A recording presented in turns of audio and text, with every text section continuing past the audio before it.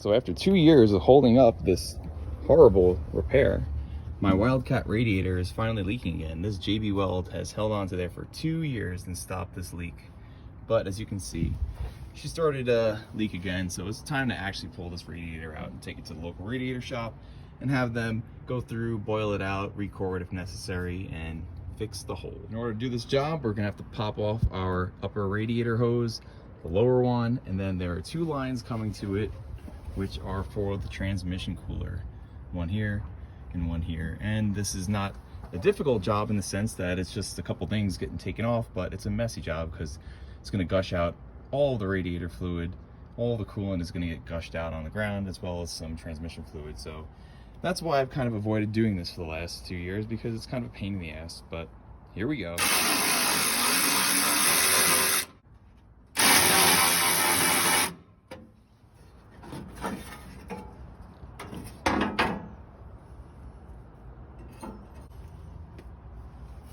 She is an AC car. As you can see, the compressor is missing over here, but you've got the condenser out front still. And then this is the OG radiator. Someone's already made some repairs in this thing in the past. You can see a little bit of brazing there. So fan shroud is disconnected. Now we can just disconnect these hoses. Tranny cooler lines.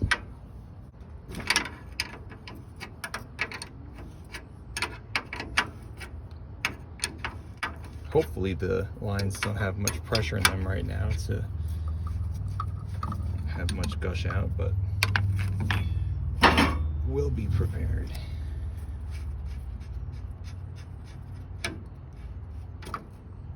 Cool. And we're getting the bottom one.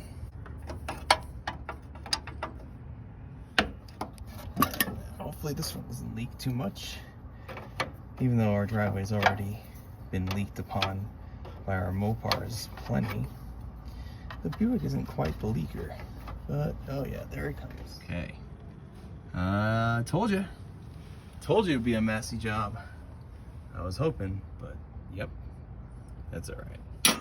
All right, that actually wasn't too bad. Most of it's already come out. Bungee corded the line to keep it away from getting dragged on it when we lift it up. Crack our upper hose. Okay.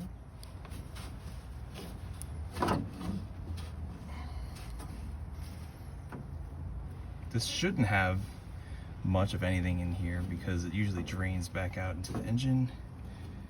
And it looks like we're good there. Cool. So the only other big mess now is going to be once we pop this bottom one off, all the radiator is going to drain out. So we'll get our drip pan guy under here and give her our best.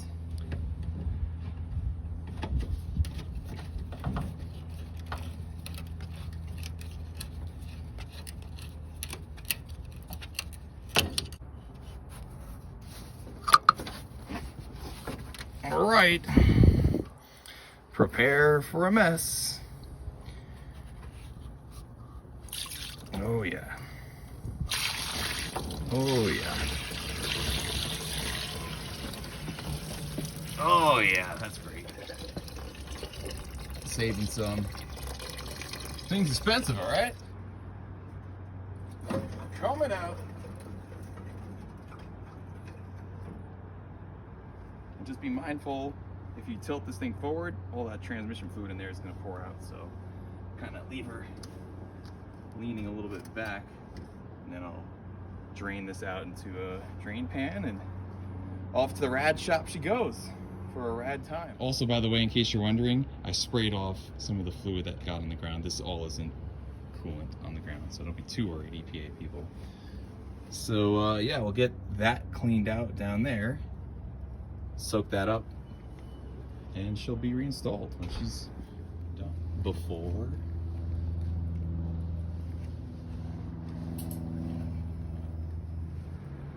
drain out the remaining. Off to the rad shop we go. You're so cute. Babe, what we got? A new radiator. That's right. Our dude Keith over at JMac hooked it up. We've got the original tanks still on the radiator. Those were able to be saved, but we had to get a new core, and For those of you guys out there that are thinking about doing this with your cars or just kind of curious about what they cost these days, this ran us almost 700 bucks, which is like, at first I was like, holy crap, that's a lot of money. You know, you can get an aftermarket aluminum for one of these for maybe 400 or 500 bucks, but something about keeping the car all original, which I really like about it. And plus, this is a 3-row brass, a brass copper core, and then you got the brass tanks. So, you know, this thing should do pretty good right now because it's basically brand new. So excited, we'll get this thing home and installed. Wildcat is smiling ear to ear today because, ta-da, the Radiator is back home. She's gonna be cooling better than she has in years. And hopefully this is gonna solve a little bit of the issues she has keeping cool going down the road. These nail heads are known for kind of running a little bit hot to begin with, but based upon the condition of the old core and the way that it was described to me by the guys over at JMac, it was pretty clogged up and not in good shape at all. So this thing should be flowing 1,000 times better now, getting a lot more thermal efficiency and cooling off this Wildcat's 401 nail head the way it should be. So without further ado, let's slap this thing back in here. Before I reinstalled it, I noticed there was a little bit of gunk in the threads here for the transmission cooler line, and I'm just going through and carefully picking that out, because you know what? It's the details like this that make sure that when you reinstall things, you don't get threads that are stripped and little stuff like that. That kind of sets the difference between just slapping things together and actually caring about what you're doing. All right, let's get this Radiator installed back in the car.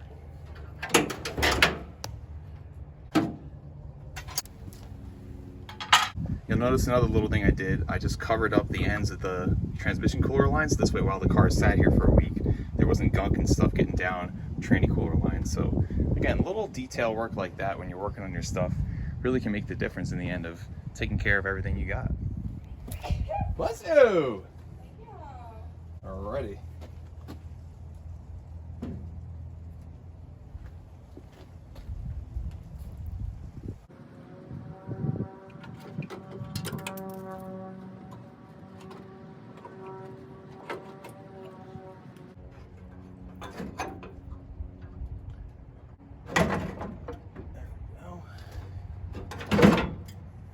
Cool.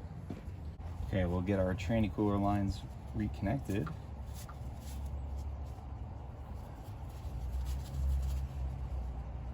This lower rad hose put on there. You look like you're having so much fun over there bathing in the sun. I didn't want to interrupt. Next thing you know, I'm gonna be done with this and you're gonna be like, wow, that was quick. She's giving me shit because I told her I was just gonna pull it out and show you guys, and that was it. But look at me now, I'm already installing it. Wow, that was an hour ago. No, it turned not an hour ago, my ass. It was like 20 minutes ago. Tops. She likes to break my balls. And this is your inlet down here where it comes back from the engine into the radiator. So you definitely want to make sure these are all nice and tight, because we don't want no leaks. Go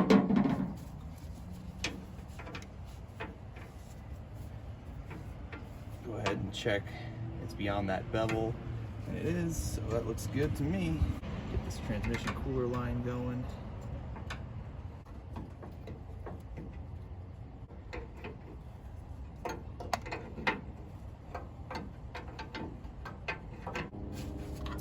I like to clean off the end of the line where any tranny fluid got on there, so this way, if for some reason it does start leaking, you know it's actually the leak happening and not your leftover stuff from before.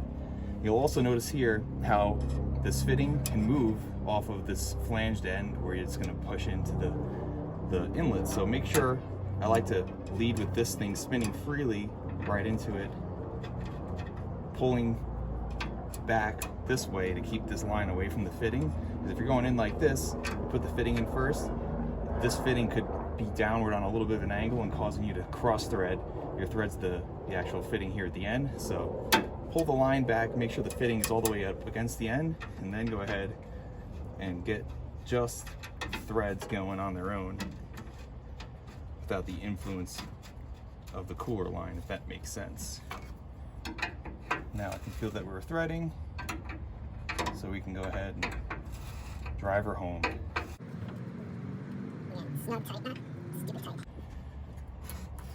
Okay, here's our little overflow hose. Shows on there. That. Oh yeah, I gotta remember when I go to the store to buy some more coolant for this thing too, because now she's empty. Okay, that ties up the driver's side over here. Come and finish up the passenger side. Simply just gonna get this hose on, but we gotta get the clamp. Fell down here. Clamp on first, then hose onto the end. There we go. Beautiful.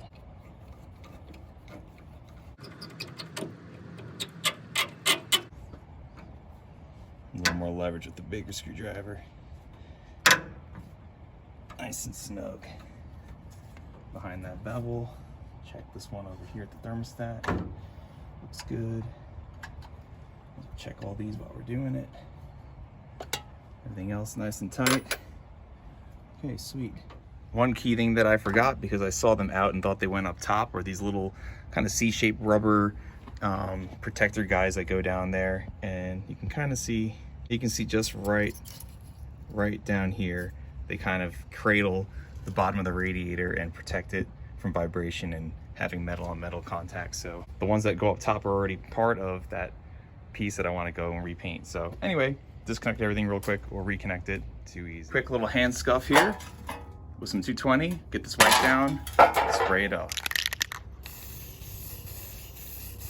Bottom side done.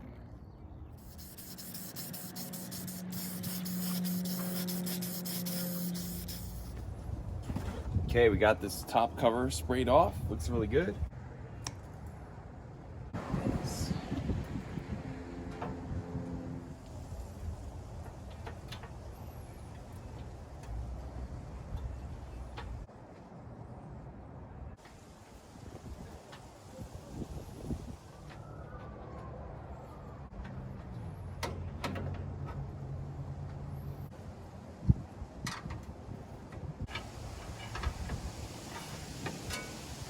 All right, guys, that radiator is in there. It looks amazing. And one thing we can't forget to do is fill it up with new coolant and also top off the transmission.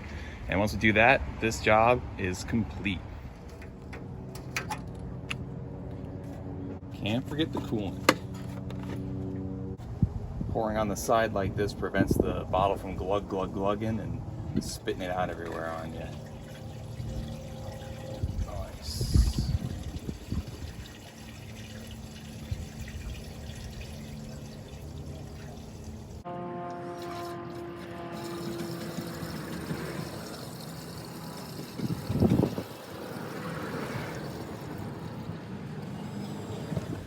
Okay, we're about half full. I'm gonna have to head to the parts store and get a little bit more, but that's the idea. Top off the fluids, job complete.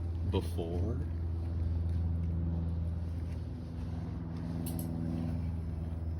After. All right, it's a beautiful Sunday morning. Just went and topped off all the fluids here on the old Cat, so we're good on transmission and radiator. So now what I need to do is get this thing warmed up to operating temp.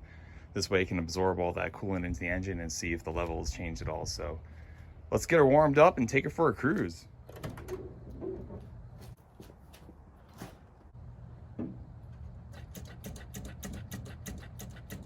It likes about 10 pumps.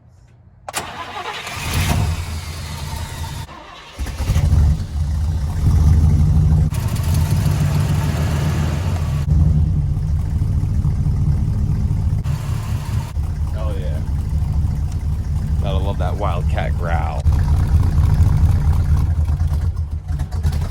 Ooh, she cold. All right, let's let her warm up here for a minute, and then we'll go take ourselves a spin around the block, get her up to temp, and check on that coolant level.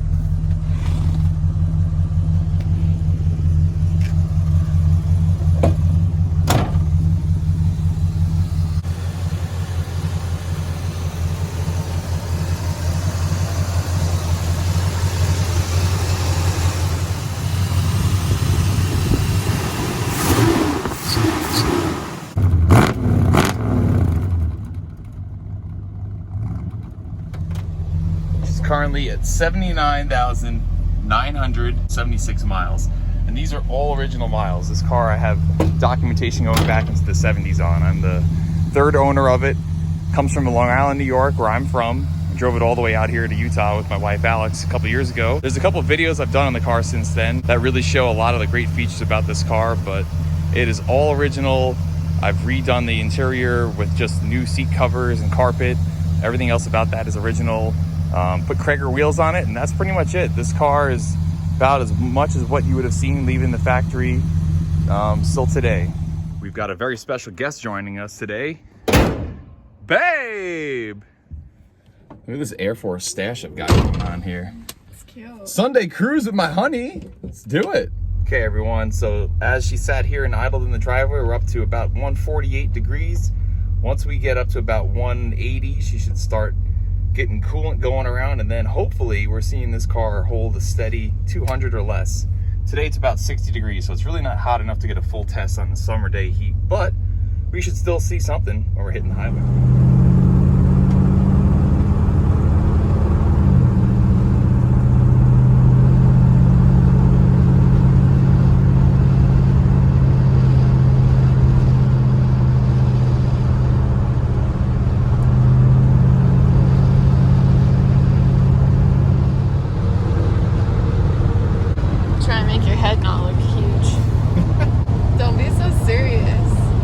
Oh, you're filming me? Yeah. Cool. You didn't know? We've been cruising around for about 10 minutes right now, about 45, 50. The car is holding like 170, so it's not even really getting up to full temp yet. So once we get on the highway, we'll get a real better measure. But right now, she's going really good.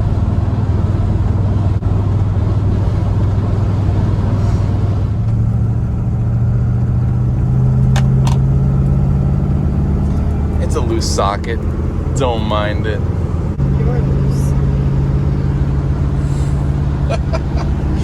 Damn right I am. For those of you that have followed me for a while and have ever watched videos of this car, you've known I've had this steering wheel crooked, like on this angle for the last decade, and I finally pulled it off and straightened it out. So now when we're going down the road, it's pointed straight with the car, so it's one of those little things that just makes you happy. Heading uphill towards the Utah State Capitol. We're now nearing 180, but not even totally there. Babe, I think it just runs cool now. Once we get on the highway, if I get this thing above 70, that's when this car really starts to overheat. So that'll be the true test. Right now, we're just getting her warmed up to standard operating temp. She's warm. She's warm.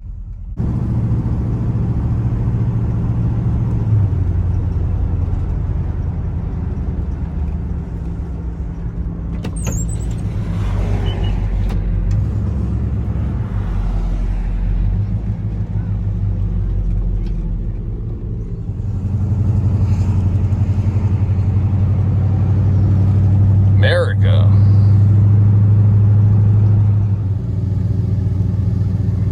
All right, let's head down towards the highway and get this thing up to its full test. All right, we're about to enter onto the highway. We're holding about 170 on the temp. So we need to get the Wildcat up above 70 to really see what she's gonna do.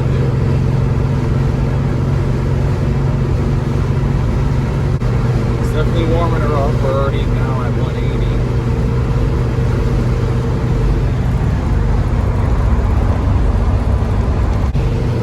It's still really good though. Yeah, it's really good. I mean, it's a cool day, so the air is definitely helping. Yeah, but even when we drove across the country and it was freezing outside, we were still at 200 degrees. We were, right? Yeah, because we drove. What time of year was that? Was that like? It was late. It was early October. Right.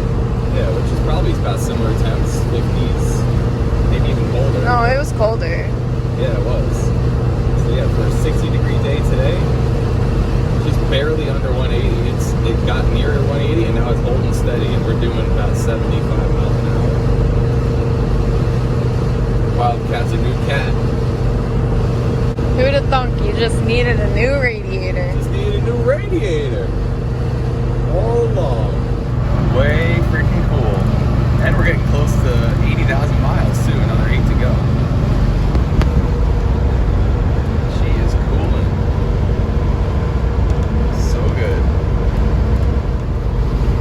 fun feature about the Wildcat. It's got pretty much like two cool options. Well, actually three. This is an air conditioning car. It's got a power antenna, and it's got this like, I wouldn't call it cruise control because it doesn't really control you. It's like a cruise, let you know you're going too fast. So you pull this little knob up here. It's a little needle on the gauge cluster, and once you move it down to where you want it to be, once you accelerate beyond that, it'll beep at you. So let's say you wanted to do 70 and you got above 70, now you're getting yelled at. And that's how you know. We've officially been above 70 for like 10 minutes. That's where we're at. So I'm calling this thing cool. And you guys are with us for a momentous moment. The Wildcat is about to turn 80,000 miles old, which is pretty damn cool to think about. This car is born in 1966, so what is she, 56? I don't know. I suck at math, but there she goes, 80,000. Beauty. Way cool. I bought this car with 58,000 and change, so I've barely put any miles on it, and I've owned this car since 2007, so what is that? 7, yeah, like 15 years. It's pretty damn cool. So after cruising around, let's see where we're at level-wise. Looks like the overflow tank is still kind of sitting in the middle. We're not ultra hot anymore, kind of cooled down, so I'm feeling safe to give this a check. Okay. Nice. Looks like the level is just about where it needs to be. We're just about maybe a ½ inch low, so we did pretty good on filling it up. We'll just top it off when we get home. And that being said, I think that wraps up this video, you guys. So thanks for tagging along and checking out the Wildcat's new Radiator. Make sure you subscribe to our channel for more cool videos of this car and all the rest of the stuff we got going on.